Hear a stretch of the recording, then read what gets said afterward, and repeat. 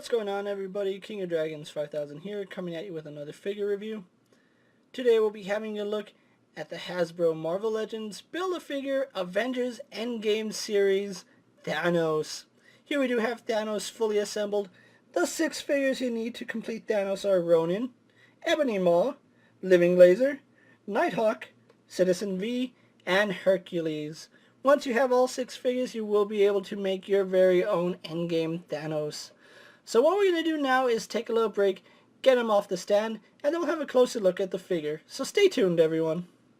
And so here we have Thanos fully assembled and off the stand. Before we have a look at the figure, let's actually take a look at what this figure comes with. Despite being a build figure, Thanos here does come with one accessory. He does come with his propeller blade, which you see him holding right here. It is a nice little accessory. I am not really sure how he's going to use it, and I just call it the propeller blade because it looks like helicopter blades, but it is well detailed and I do like it. It's just done in one color. I'm pretty sure it's going to be more detailed in the movie, but we'll see when the movie comes out. But anyway, that's all Thanos comes with being a Build-A-Figure. He is essentially just parts that you all get from buying the entire series. So what we're going to do now is actually take a closer look at Thanos' details. And so here we have a closer look at Thanos, and I really do love the way this figure came out. I really do like the armor. When I saw images of the figure and then early people getting the figure, I didn't really like the shade of gold that he was in. But having the figure in hand, it's actually growing on me. I really do like the gold that they went with on Thanos. Although a little bit of wash would make it look a little bit better just to bring out all the details in it. As it stands, the sculpt is really nice on Thanos.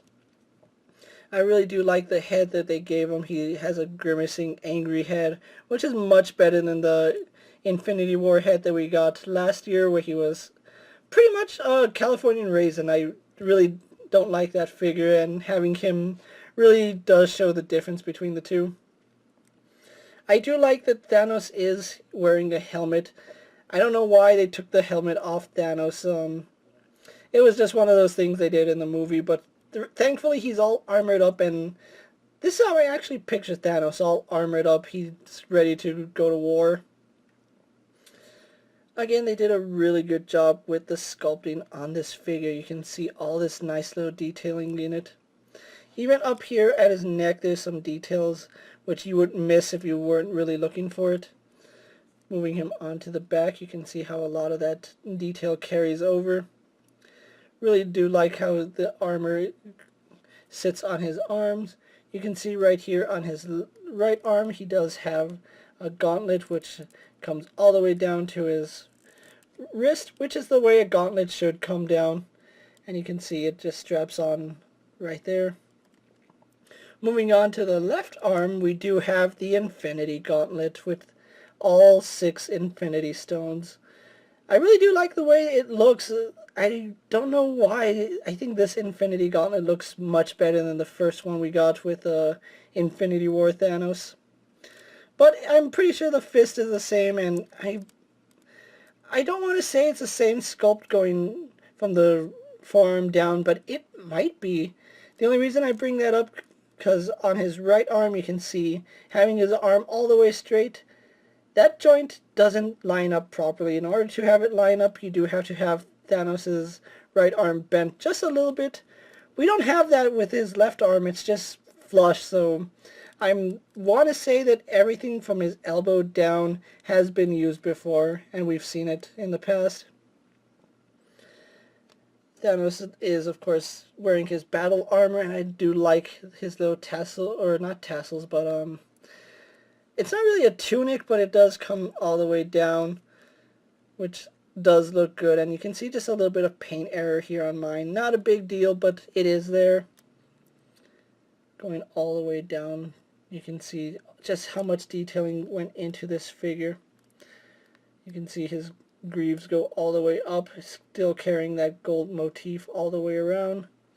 Looking really nice here.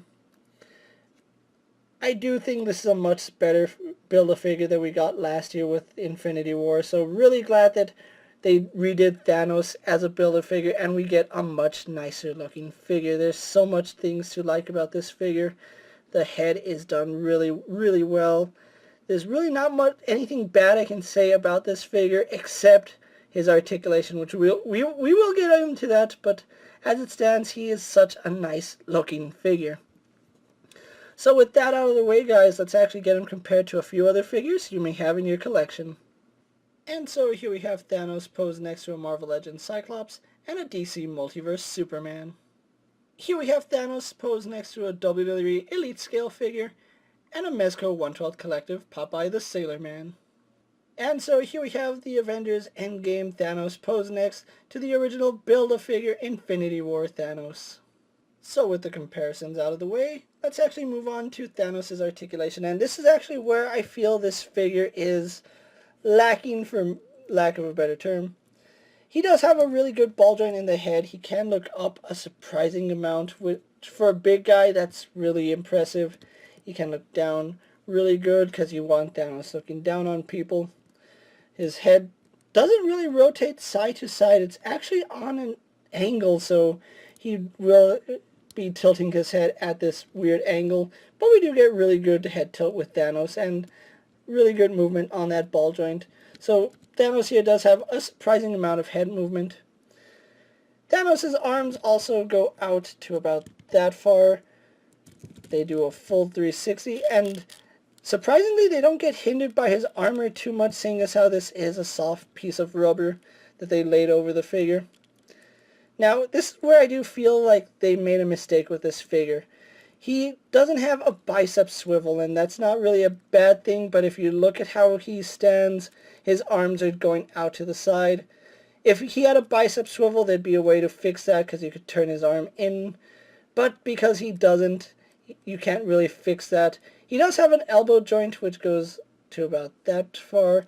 On the other side, it goes a little bit further. And that's where we also do get the swivel, which I would much rather have a bicep swivel over a elbow swivel, especially for larger figures, because you can see that his armor does get in the way of a lot of his articulation. For the Infinity Gauntlet, we do have a hinge that goes in and out. And for his right hand, we do have a hinge that goes up and down. Thanos also does have an ab crunch, which goes back a surprising amount, goes forward a pretty decent amount. And this is where I feel like this figure could have been done better. He has no waist swivel. I don't know why they omitted the waist swivel on Thanos. It really does limit how well you can pose him.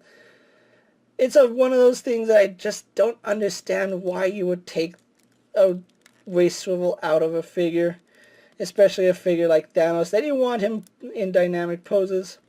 His legs do kick forward to about there, go back, go out a surprising amount.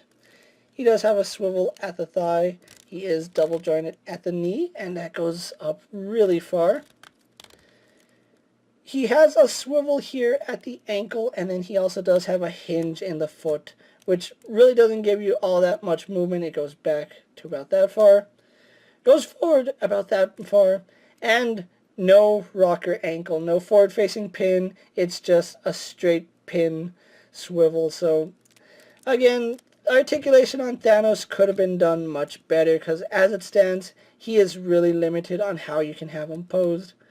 But he's going to look good on the shelf, so I think that's the good takeaway from this. But anyway, that's Thanos for you guys. What we're going to do now is take a little break, get him posed for my final thoughts, and then we'll wrap up this review. And so here we have the Avengers Endgame Thanos posed for my final thoughts. Overall, the aesthetics on this figure are really good. The articulation on him, a little less to be desired, but overall, still a great looking figure to have in your collection. Now, this figure is the Build-A-Figure, so if you are looking to get Thanos, you do have to pick up the entire case, minus Captain America. Captain America does not come with a Thanos piece, so you can actually skip Captain America, and you'll still have a full Thanos. Although, I do feel this wave is a little bit lackluster, with only 4 out of the 7 figures, ones I really wanted, and only 3 of them are necessary to build Thanos from the ones I wanted. So overall, this wave isn't that impressive, but Thanos here really is a good looking figure to have in your collection, especially seeing as how the original Build-A-Figure Infinity War Thanos was such a letdown of a figure.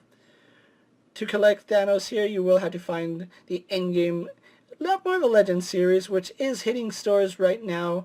If you haven't already found them, be patient and you'll be able to find them on the pegs.